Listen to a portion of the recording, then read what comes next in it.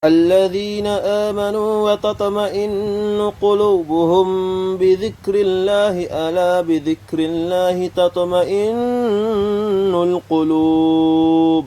بسم الله الرحمن الرحيم. السلام عليكم ورحمة الله تعالى وبركاته. الحمد لله والصلاة والسلام على أشرف الأنبياء والمرسلين وعلى آله وصحبه أجمعين. سبحانك لا علم لنا إلا ما علمتنا إنك أنت العليم الحكيم. Rabbi syrah li sadri wa yassir li amri wahlul 'uqdatam min lisani yafqahu qawli. Amma ba'd. Pertama sekali bersyukur kita kepada Allah Subhanahu wa taala kerana dengan limpah dan nikmat kurnia-Nya diizinkan lagi untuk kita bertemu dengan bulan Ramadan 2020 dan juga diizinkan olehnya untuk kita teruskan hidup kita dengan penuh kesihatan dan cukup sampai segala-galanya, dan dapat terus kita mencari redha-Nya, mencari keampunan-Nya, dan juga terus beramal ibadat untuk menyiapkan bekal kita. Dan juga salam dan selawat ke atas junjungan besar Nabi Muhammad sallallahu alaihi wasallam, ahli keluarganya, para sahabat. Semoga Allah Subhanahu wa taala merahmati mereka semua, dan juga semoga Allah Subhanahu wa taala merahmati kita juga. Amin amin amin ya rabbal alamin. Alhamdulillah, dalam episod kali ini kita akan membincangkan dua lagi hadis palsu yang berkaitan dengan solat sunat yang khusus pada malam-malam tertentu. Adakah ia sahih? Adakah anda pernah mendengar tentang hadis ini? Jom kita pendengarkan. Yang pertama sekali ialah solat sunat malam raya. Dalam sebuah hadis dikatakan, "Ma min 'abdin yusalli lailatul 'id 6 raka'ah illa syafa'a fihi ahli baitihi kulluhum qad wajaba lahumun nar." Maksudnya, tidaklah mana-mana hamba yang solat 6 rakaat pada malam raya kecuali diberikan syafaat kepada ahli rumahnya yang semuanya sudah dijanjikan neraka. Apa kata sarjana hadis berkaitan tentang hadis ini? Yang pertama sekali, Ibnu Araq Al-Kannani dalam Tanzih Syar'iyah menyebut bahawa dalam sanad hadis ini terdapat pelapor yang bernama Ismail bin Al-Fadl dan dia adalah seorang pendusta. Pendapat ini juga dinukilkan oleh Imam As-Suyuti. Dan juga terdapat hadis lain yang seakan-akan dengan hadis yang baru kita bacakan tadi, yang berbunyi, "Man ahya lailatul fitri wa lailatul adha lam yamut qulbuhu yawma tamutul qulub." Yang bermaksud, sesiapa yang menghidupkan malam Aidil Fitri dan malam Aidil Adha, maka hatinya tidak akan mati pada hari semua hati yang lain mati. Yang kedua, Al-Haythami ada menyatakan dalam Majma' Al-Zawaid berkata bahawa hadis ini disebutkan oleh Tabrani dalam Mu'jam Al-Kabir dan Mu'jam Al-Awsat daripada Ubadah bin Samit, dan dalam sanadnya terdapat pelapor yang bernama Umar bin Harun Al-Balkhi. Walaupun Ibnu Mahdi dan yang lain memuji Umar bin Harun ini, akan tetapi kebanyakan sarjana hadis menyatakan bahawa dia seorang yang lemah. Yang ketiga, menurut Ibnu Ma'in, Umar bin Harun ini ialah seorang yang pendusta.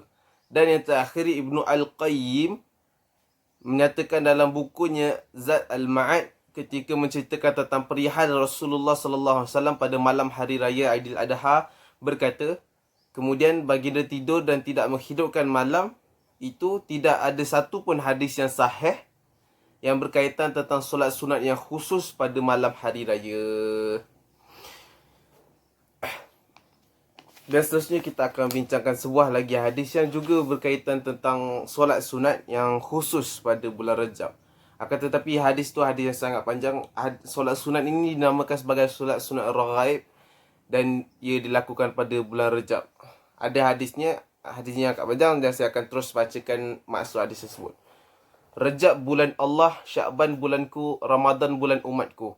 Tidak ada seorang pun yang berpuasa pada hari Khamis yang pertama dalam bulan Rejab, seterusnya melakukan solat di antara waktu Maghrib dan Isyak, iaitu dilakukan pada malam Jumaat sebanyak 12 rakaat. Dengan surah Al-Fatihah dibaca sekali pada setiap rakaat, surah Al-Qadar dibaca 3 kali dan surah Al-Ikhlas sebanyak 12 kali, serta diselangi setiap 2 rakaat dengan salam. Apabila selesai, dia berselawat ke atasku sebanyak 70 kali. Kemudian membaca Allahumma salli ala Muhammadin Nabi ala ummi wa ala alihi. Lalu sujud dan membaca Subuhun Quddus Rabbul Malaikati Warruh sebanyak 70 kali. Kemudian dia angkat kepalanya dan membaca Rabbighfir warham wa tajawaj amma ta'lamu innaka antal azizul azam sebanyak 70 kali.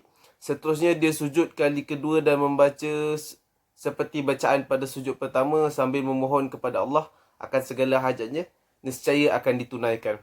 Rasulullah berkata lagi, dan demi diriku di tangannya tidak ada seorang hamba pun, lelaki mahupun perempuan yang mengerjakan solat ini, melainkan akan diampunkan Allah seluruh dosanya walau seperti buih di lautan dan sebanyak daun di pohonan, dan ia akan mendapat memberi syafaat pada hari kiamat untuk 700 orang dalam kalangan keluarganya.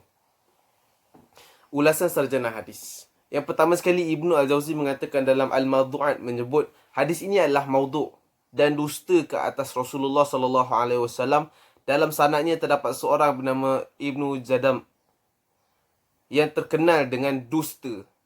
Dan aku mendengar guruku Abdul Al-Wahhab Al-Hafidh berkata para pelapornya majhul, tidak dikenali. Dan aku sudah semak tentang peribadi mereka di dalam semua buku, tetapi tidak aku temui tentang mereka.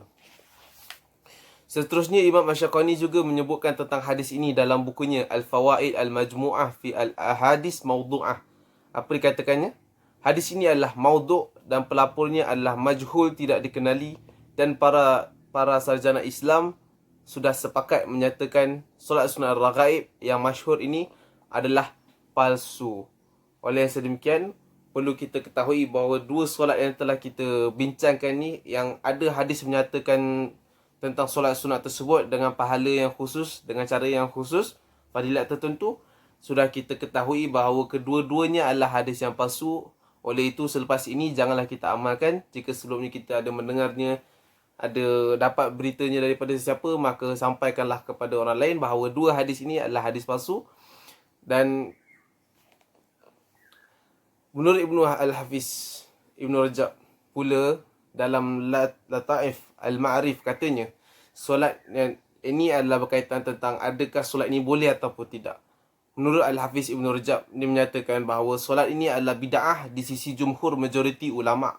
Mereka yang menyebut tentang perkara ini adalah dalam kalangan ulama' yang terkemudian, seperti Abu Ismail Al-Harwi, Abu Bakar Ibnu Al-San'i, dan juga Abu Al-Fadl Ibn Nasir, Abu Al-Farj Ibnu Al-Jauzi, dan yang lain-lain lagi. Perkara ini tidak disebut oleh ulama' yang awal disebabkan ianya hanya muncul selepas daripada zaman mereka yang terawal. Timbulnya perkara ini selepas 400 tahun. Maka sebab itulah ulama'-ulama' yang sebelum ini, yang ulama' yang awal tidak terdahulu, tidak dapat mengetahuinya dan tidak membincangkannya. Maksudnya ulama'-ulama' yang sebelum ni, dia tidak mengetahui tentang perkara ini kerana perkara ini baru saja muncul pada ketika zaman ulama' yang telah saya sebutkan tadi. Alhamdulillah, bersyukur kita kepada Allah SWT. Selesai kita episod kali ini membincangkan dua lagi buah hadis yang berkaitan tentang solat sunat. InsyaAllah kita akan berjumpa lagi dalam episod yang akan datang. Kita akan membincangkan lagi tentang hadis-hadis yang banyak berlegar dalam kalangan masyarakat. Akan tetapi, adakah ia sahih? Jom kita pendengarkan. InsyaAllah jumpa lagi dalam episod yang akan datang. Subhanakallah bihamdika asyhadu an la ilaha illa anta astaghfiruka wa atubu ilaik. Sekian, assalamualaikum warahmatullahi taala wabarakatuh.